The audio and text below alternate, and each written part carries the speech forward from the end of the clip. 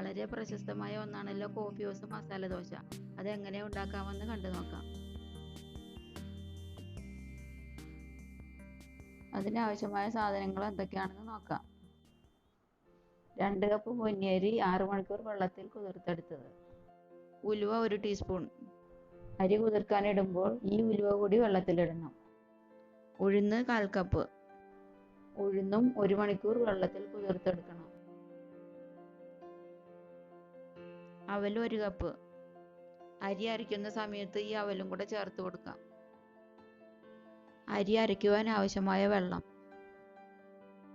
ആദ്യം ഉഴുന്ന് ആവശ്യമായ വെള്ളവും ചേർത്ത് മിക്സിയിലോ ഗ്രൈൻഡറിലോ ഇട്ട് അരച്ച് മാറ്റി വയ്ക്കാം. അതിനുശേഷം കുതിർത്ത് വെച്ച അരിയും ഉലുവയും അവലും ചേർത്ത് ദോശമാവിൻ്റെ പരുവത്തിൽ അരച്ചെടുക്കണം.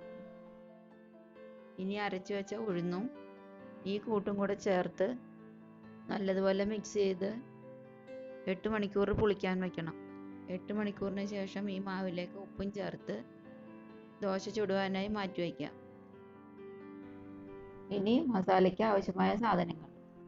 ഉരുളക്കിഴങ്ങ് പുഴുങ്ങി ഉടച്ചത്. 2 വലിയ ഉരുളക്കിഴങ്ങ് പുഴുങ്ങി ഉടച്ചതാണിത്.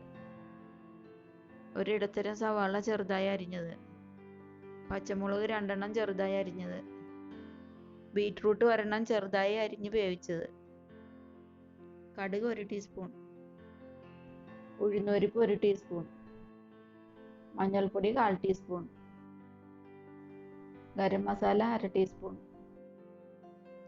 ഉപ്പ് ആവശ്യത്തിന്. വെളിച്ചെണ്ണ 2 ടീസ്പൂൺ. മസാലയ്ക്ക് ആവശ്യമായ വെള്ളം. ഇനി എങ്ങനെ മസാല ഉണ്ടാക്കാമെന്ന് നോക്കാം. ഒരു പാൻ അടുപ്പിൽ വെച്ച് ചൂടാകുമ്പോൾ അതിലേക്ക് 2 ടീസ്പൂൺ വെളിച്ചെണ്ണ ഒഴിക്കണം. എണ്ണ ചൂടാകുമ്പോൾ അതിലേക്ക് 1 ടീസ്പൂൺ കടുകിട്ട് പൊട്ടിക്കണം. കടുക് പൊട്ടി വരുമ്പോൾ അതിലേക്ക് 1 ടീസ്പൂൺ ഉഴുന്നുപരിപ്പ് ചേർത്ത് കൊടുക്കണം. ഉഴുന്നുപരിപ്പ് ബ്രൗൺ നിറമാകുമ്പോൾ അതിലേക്ക് അരിഞ്ഞു വെച്ചിരിക്കുന്ന പച്ചമുളക് ചേർത്ത് കൊടുക്കാം. ഇനി അതിലേക്ക് സവാള ചേർത്ത് നല്ലതുപോലെ വഴറ്റുക. സവാള വഴന്നു വരുമ്പോൾ അതിലേക്ക് മഞ്ഞൾപ്പൊടിയും ചേർത്ത് നല്ലതുപോലെ ഇളക്കി കൊടുക്കണം. ഇനി ഇതിലേക്ക് പുഴുങ്ങി വെച്ചിരിക്കുന്ന ഉരുളക്കിഴങ്ങും ചേർത്ത് നന്നായി ഉടയ്ക്കുക. ഇതിലേക്ക് വേവിച്ച് വെച്ചിരിക്കുന്ന ബീറ്റ്റൂട്ടും ചേർത്ത് മിക്സ് ചെയ്യുക. ഇതിലേക്ക് ആവശ്യമായ ഉപ്പും ഗരം മസാലയും ചേർത്ത് നല്ലതുപോലെ മിക്സ് ചെയ്യുക. ഇതിലേക്ക് അല്പം വെള്ളവും ചേർത്ത് കുഴഞ്ഞ പരുവത്തിലാക്കിയെടുക്കുക. ഇപ്പോൾ മസാലക്കൂട്ട് തയ്യാറായി. ഇനി മസാല ദോശ എങ്ങനെ ഉണ്ടാക്കാമെന്ന് നോക്കാം. ദോശത്തവ എടുത്ത് അടുപ്പിൽ വെച്ച് ചൂടാകുമ്പോൾ അതിലേക്ക് 1 തവി മാവ് ഒഴിച്ച് നൈസായി പരത്തുക.